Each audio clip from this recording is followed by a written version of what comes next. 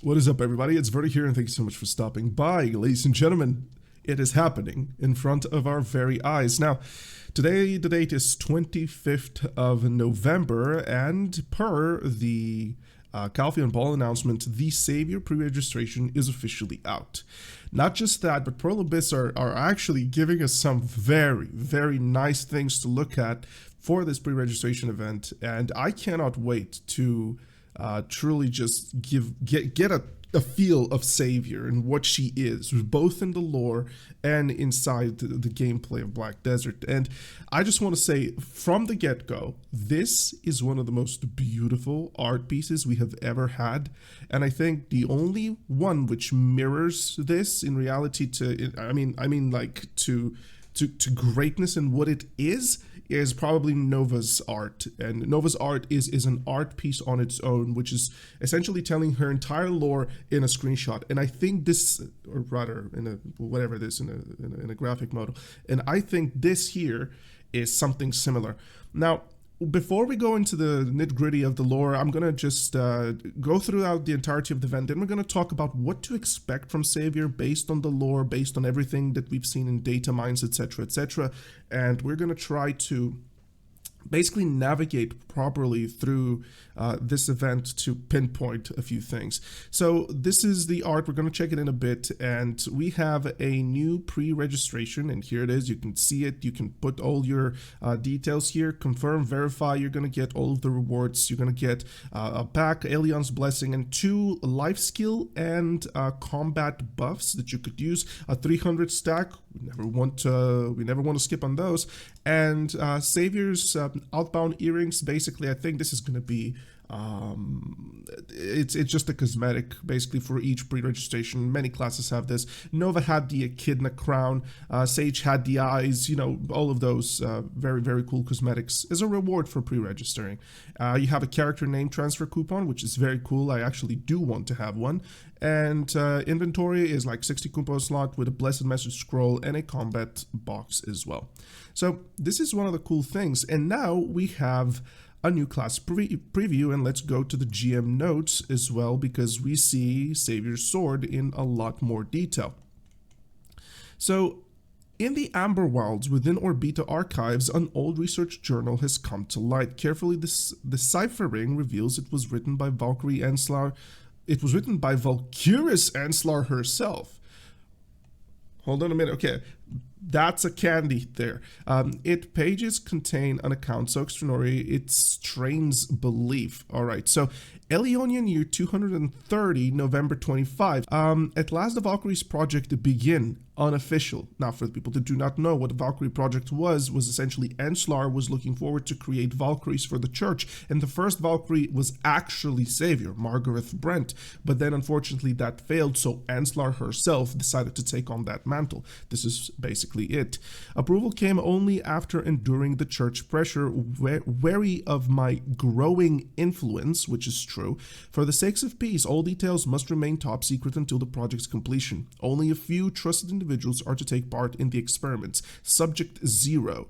The cornerstone of it all bears sacred power and a will stronger than any. The process is harsh, but I believe the child will fulfill her role. Being the first, I expected no miracles. Simply verifying her potential was enough. Could the body serve as a vessel? Could sacred power flow through a great sword? Though unstable, progress is undeniable. That her body and will endure at all marks a major step forward. If stability improves through continued trials, our true goal will be within reach. So we have all of those Enslar records, which are going to come soon, and those are basically lore tidbits. So we have then the digital goods, which cannot open as a separate one, so we're just going to go here. And now let's just... Oh my god, this is animated. I had no idea. Oh, look at that. Whoa. Okay, let's analyze this. Let's analyze this like properly. First, I'm gonna download this. Hold on a minute, let me download this. Wow, that's fun. Okay, let's analyze this properly, and really look forward to I would say, Okay, hold on a minute. My mind is blowing up right now. Okay, so first, why is Savior of the Fraternity of Light Elionian Church technically fighting her comrades? Okay, so Savior is indeed seen as compromised within the church. They recently found her once more through her essentially death in Idania. She was reborn back into our world, and she got to relive essentially her second life. And what I do believe I'm seeing here is the church finding this, and essentially it's their admittance of her jeopardy. So this is a little bit weird though, because it doesn't strike me like, when does this happen in the entirety of the lore?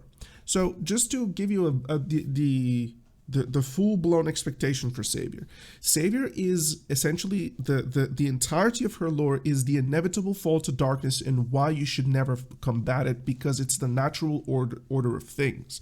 The idea of justice in medieval times is essentially the idea of the strongest one will always win, and that's why it is just. You've probably seen this in medieval series where the gods took his side, so therefore his strength is synonymous with justice. This is the topic between, and also the matter of the fight within Savior and Anslar as well. So what I'm seeing here in particular is Savior's potential revolt against the church, which is to save Calphion, you must pretty much admit that the Elionian church has fallen out, and it's no longer at all relevant, and it shouldn't be relevant because they no longer fall Elion. They're instead, you could say, hedonists in the fullest sense. They're only self-serving. So with that said, this little art piece here reveals a lot. And also we see that, there is an Elionian priest right behind there. Something very important to note here is that Savior is, technically speaking, of the Knights of Dawn through distant relations, but also she is a Shadow Knight. So let me just explain. In the past, they're the Knights of Dawn. At one particular point, they fight Belmorn, they destroy Belmorn's Mortal Coil and Kazarka, but they get corrupted. From this corruption, you get two branches. You get the original Shadow Knights and a sect of them known as the Fraternity of Light that search to battle the darkness within the Elion Church. Essentially, they go looking for God. And something very important here is that Savior is basically an extent of the Fraternity of Light, which are technically speaking Shadow Knights. So the inevitable fall to darkness would be Savior's idea of sacred power, the light of her, and then how she falls into the darkness to unlock the truth of the Elionian power, which is indeed that Elion has fallen to darkness by his own will, and you must follow him if you are a true Elionian person, I guess. So this is something very, very cool, and I enjoy this, and I think this is what this image tells us. So for the people wondering how would this translate into the gameplay, as I predicted Savior before she was even mentioned, probably I think it was a month or two before Heidelball this year, I basically say that we're going to have a Knight of Dawn-esque class which will play onto the topic of light and darkness. So you could expect the following. Savior's pre-awakenings / succession is probably going to be the light paladin type, and then the truth of her power will be the darkness which she unlocks within her succession or ascension. So we will see if this holds true. So far the lore precisely states it. The lore is literally Margaret basically in her last part of the audiobook loses herself to corruption, which is literally it. Like that is a dead giveaway that this will happen.